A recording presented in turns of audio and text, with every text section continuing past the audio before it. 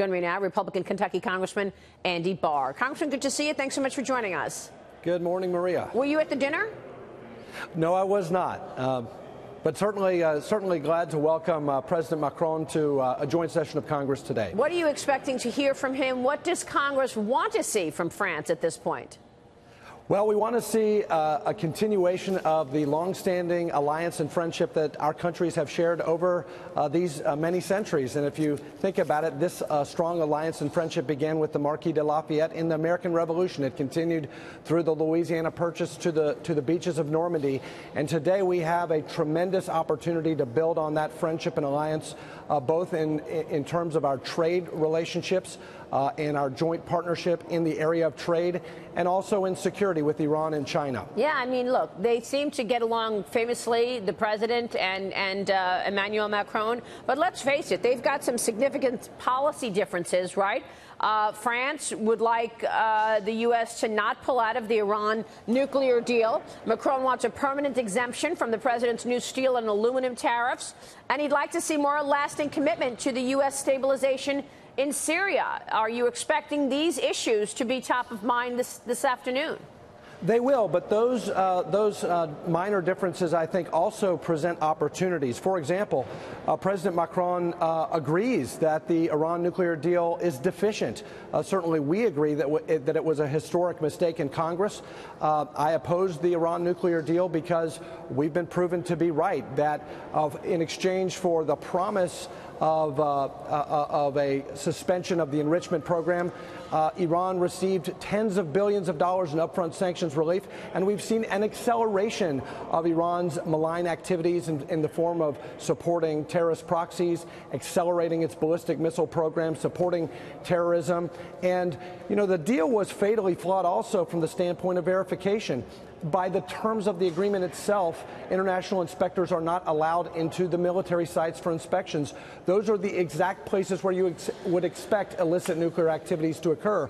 So when our foreign allies or other supporters of the Iran nuclear deal say that it's working, we don't know it's working because international inspectors can't actually get to the sites where nuclear activities are most likely to be taking place. So the opportunity here with President Trump and President Macron is to strengthen the deal, to improve the deal, to replace the deal with something that actually will work, that a deal that will not expire, that where we replace these sunset provisions, where we strengthen the verification and give greater access to international inspectors, and certainly where we impose non-nuclear sanctions on the activities that support the Iranian Revolutionary Guard Corps and terror proxies like the Houthis and Hezbollah. Yeah, but it's not just about the U.S. and France, right? I mean, what are the other countries going to say if the president decides not to renew this deal on May 12th?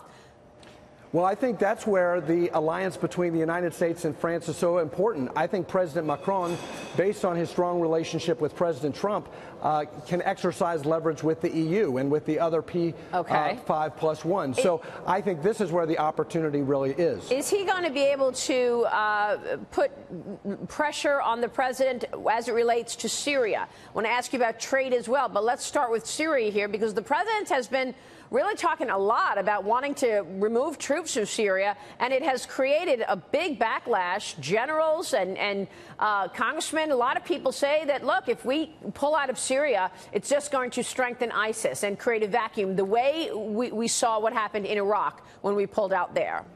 Right, and here, again, I think President Macron's relationship with President Trump is very constructive because President Macron is making that argument, making that case that a complete withdrawal from Syria does create a vacuum that allows Iran and Russia to move in. Right. And again, President Trump has demonstrated a willingness and a backbone, no erased red lines with this administration to respond to the use of weapons of mass destruction. So again, the alliance here is very, very important. Right. And I think it can be a counterweight to Iran.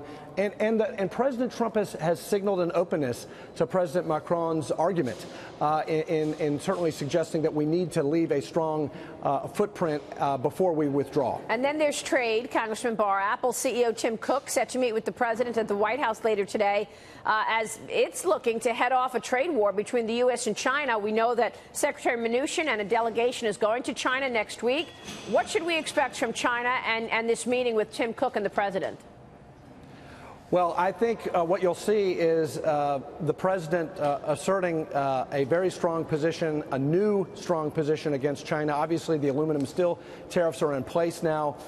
We know from our committee and our oversight of CFIUS that China's mercantilist position, the fact that they're stealing our intellectual property, their outright theft, their malign foreign investment in the United States, which is, again, compromising our national security.